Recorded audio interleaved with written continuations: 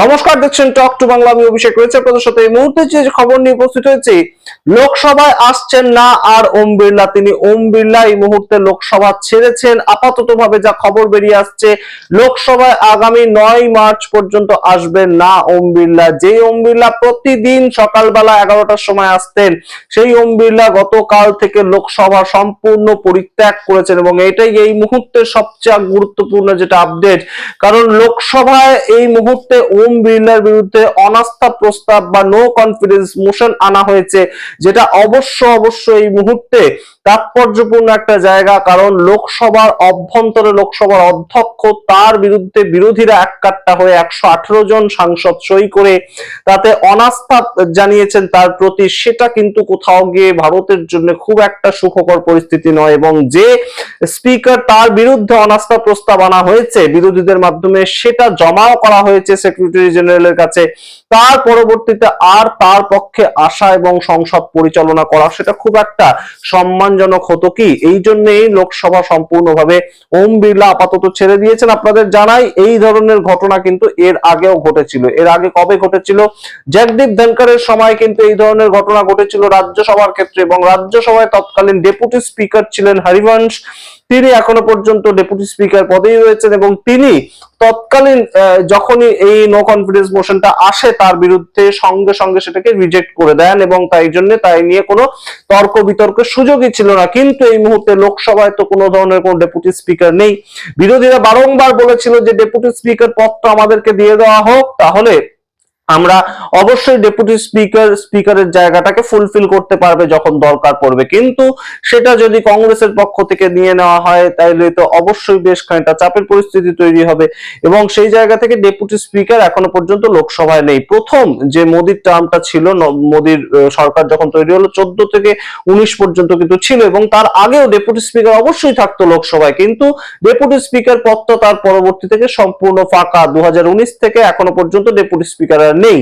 তো সেই জায়গা থেকে এই মুহূর্তে সেই যে নো কনফিডেন্স মোশনটা জমা পড়েছে যে সেক্রেটারি জেনারেল তার কাছে, সেটাকে রিজেক্ট করার জন্যও তো একজনকে লাগবে। যারা চেয়ারে গিয়ে প্রতিদিন বসছেন ওম বিড়লার জায়গায়, তারা এই রিজেক্ট করার মতো তাদের হাতে ক্ষমতা থাকে না। একমাত্র ডেপুটি স্পিকার যদি থাকেন পদে, তাহলে সেটাকেই একমাত্র তিনি রিজেক্ট করতে পারেন, আর কেউ এটা করতে পারে না। তো সেই ক্ষেত্রে এখন কি করণীয়?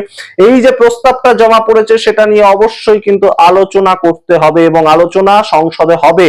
এবং অবশ্যই যেটা জায়গা, খুব গুরুত্বপূর্ণ জায়গা, যে বাজেট অধিবেশন এই মুহূর্তে যেভাবে চলছে, তাতে যে নিয়মটা, আপাতত যে স্কেডিউলটা আমরা দেখতে পেয়েছি, সেটা আগামী 13 তারিখ পর্যন্ত বাজেট অধিবেশনের প্রথম পক্ষটা হয়ে বাজেট অধিবেশন শেষ হয়ে যাবে। সেটা শুরু হয়েছিল 31শে জানুয়ারি থেকে। মূলত 1 ফেব্রুয়ারি বাজেট পেশ হয় এবং তার পরবর্তী 13ই ফেব্রুয়ারি পর্যন্ত তার ফার্স্ট ফেস্ট হয়ে সেটা পজ হয়ে যাবে। তারপর পুরো মার্চ মাস জুড়ে আবারও বাজেট অধিবেশনটা কিন্তু চলবে। তো এই মুহূর্তে যেটা যা জানা যাচ্ছে এখনো পর্যন্ত, 9 মার্চের পরবর্তী সময় কিংবা 9 মার্চের মধ্যে যে কোনো একটা সময় অবশ্যই এই সামগ্রিকভাবে ওম বিড়লার বিরুদ্ধে যে নো কনফিডেন্স মোশনটা এলো, সেটাকে নিয়ে আলোচনা হতে পারে। এবং তখন নো কনফিডেন্স মোশন নিয়ে আলোচনা হওয়ার সময় যদি হয় এই ধরনের বিতর্ক সভা, তখন ওম বিড়লা নিজেও, যিনি রাজস্থান থেকে একজন সাংসদ বিজেপির পক্ষ থেকে, সাংসদ না হলে তো কেউ অধ্যক্ষ হতে পারে না, তো সেই ক্ষেত্রে তিনি তার বক্তব্যটাও রাখতে পারেন। বক্তব্যের মূল যে রাখার জায়গাটা, তার বিরুদ্ধে কেন নো কনফিডেন্স মোশন আনা হলো বিরোধীদের পক্ষ থেকে, তার মূল যে জায়গাটা, সেটা তিনি লোকসভায় কোনো মতেই কোন সেশনেই খুব সহজভাবে যে বিরোধী দলনেতা তাকে বলতে দেন, সেটা আমরা কিন্তু দেখতে পাই না। বারংবার তিনি বক্তব্য রাখেন, মাঝখানে আটকানোর চেষ্টা করেন, বিভিন্ন রকমের ইন্টারাপশন করেন, সেটা একটা জায়গা। এবং বাজেট অধিবেশনে তো তিনি বলতেই দেননি একদম এই লোকসভার বিরোধী দলনেতা পদটা, যে জায়গাটা, তার যে পজিশনটা, সেটা সংবিধান অনুযায়ী যে কোনো একজন মন্ত্রী, কেন্দ্রীয় পূর্ণ মন্ত্রী, তার ক্ষমতা এবং তার সিকিউরিটি বা তার যা পাওয়ার কথা ভারত সরকারের থেকে, সেটা লোকসভার বিরোধী দলনেতা বা রাজ্যসভার বিরোধী দলনেতা দুজনেই পাওয়ার কথা। তো তাকে বলতে দেওয়া হচ্ছে না, তার কথা তাকে বলতে দেওয়া হচ্ছে না। ভারতবর্ষে টোটাল গণতন্ত্রের 60% ভোট পেয়ে যে বিরোধীরা গেছে লোকসভায়, সেই বিরোধীদের যে নেতা যাকে ঠিক করা হয়েছে, তাকে বলতে দেওয়া হচ্ছে না। এটা ছিল প্রথম বিষয়। দ্বিতীয় যে বিষয়টা উল্লেখ করা হয়েছিল, সেই বিষয়টা হচ্ছে কয়েকদিন আগে তিনি 8 জন সাংসদকে হঠাৎ করেই সাসপেন্ড করে দেন, নিলম্বিত করে দেন এই টোটাল বাজেট সেশনটা জুড়ে, যার মধ্যে 7 জন কংগ্রেসের সাংসদ এবং একজন সিপিআইএম এর সাংসদ। তো তাদেরকে যে হঠাৎ করে সাসপেন্ড করে দেওয়া হচ্ছে, এই ঘটনা প্রথম ঘটছে না। এর আগেও পর্যাপ্ত কারণ ছাড়া যে কোনো সময় যে কোনো সাংসদদের সাসপেন্ড করে দিতেন ওম বিড়লা, যেটা অভিযোগ ছিল কিন্তু জগদীপ ধনকরের প্রতি।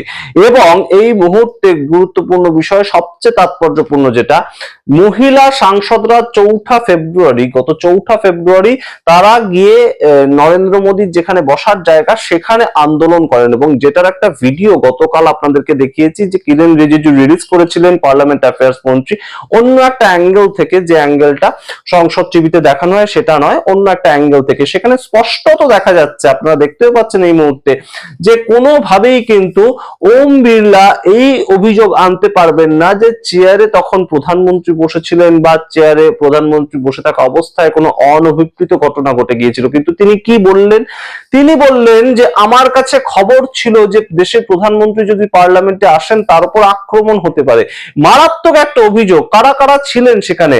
ছিলেন বহুদিনের সাংসদ মহুয়া মৈত্র, ছিলেন সুপ্রিয়া সুলে, ছিলেন ডিম্পল যাদব, প্রিয়াঙ্কা গান্ধী। এরা নাকি মহিলা সাংসদরা দেশের প্রধানমন্ত্রী যদি আসতেন তার উপর হামলা করে ফেলতেন। আর যদি এরকম খবর থেকেও থাকে তাহলে সেটা নিয়ে তিনি কেন এফআইআর করলেন না? এদের নামে দেখা গিয়েছে, তো একদম টিভিতে দেখা গিয়েছে কারা কারা ছিলেন, তাহলে তাদের নামে এফআইআর হলো না কেন? এই প্রশ্ন যেমন ওঠে, তার সঙ্গে ওম বিড়লা কিভাবে এই কথাটা বললেন, কেন অপমাননাকর কথাটা বললেন, সেগুলো সমস্ত কিন্তু তথ্য লেখা আছে। এই যে নো কনফিডেন্স মোশনটা 4 পাতার একটা চিঠি, সেটা সম্পূর্ণভাবে লেখা আছে যে কেন ওম বিড়লার বিরুদ্ধে নো কনফিডেন্স মোশন আনলো বিরোধীরা। 118 জন সাংসদ সই করেছেন। আর গুরুত্বপূর্ণভাবে তৃণমূল কংগ্রেস সেটার থেকে সরে এসেছে। তারা এক্ষুনি এতটা অ্যাগ্রেসিভ হতে চাইছে না ওম বিড়লার বিরুদ্ধে। তারা বলছে যে আমরা সম্পূর্ণ এটা বিরোধিতা করছি, কিন্তু কোনো মতে এখনই আমরা চাইছি না সই করতে। আমরা প্রথমে চাইছিলাম পার্টির পক্ষ থেকে চিঠি দিতে, ওম বিড়লার কিছু বক্তব্য থাকতো, চিঠির উত্তর দিতে, না হলে আমরা নো কনফিডেন্স মোশন আনতাম। কিন্তু ততটা দেরি করেনি কংগ্রেস, ততটা দেরি করেনি সমাজবাদী পার্টি, আরজেডি, প্রত্যেকেই একত্রিত হয়ে নো কনফিডেন্স মোশন যে চিঠিটা সেটা জমা দিয়ে দিয়েছে এবং নোটিশ হয়ে গিয়েছে অলরেডি। তো সেই জায়গা থেকে ওম বিড়লা এই মুহূর্তে কিভাবে আর সংসদে আসেন, সেই জন্যই হয়তো তিনি এখন সিদ্ধান্ত নিয়েছেন তার পক্ষ থেকে।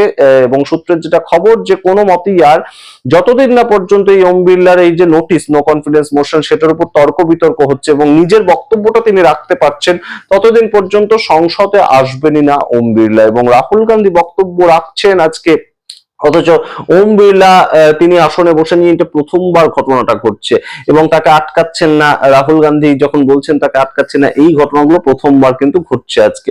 বিরোধীরা এই মুহূর্তে এমন একটা প্রেক্ষিত তৈরি করছে যে সরকার পক্ষ বারংবার চাপে পড়ছে। শুধু তাই নয়, ওম বিড়লা যে স্পিকার একদম রীতিমতন অন্ধ সেজে থাকতো, সেই স্পিকারকে অন্তত আশা থেকে তারা আটকে দিতে পারলো, অর্থাৎ সংসদে আসতে পারছে না।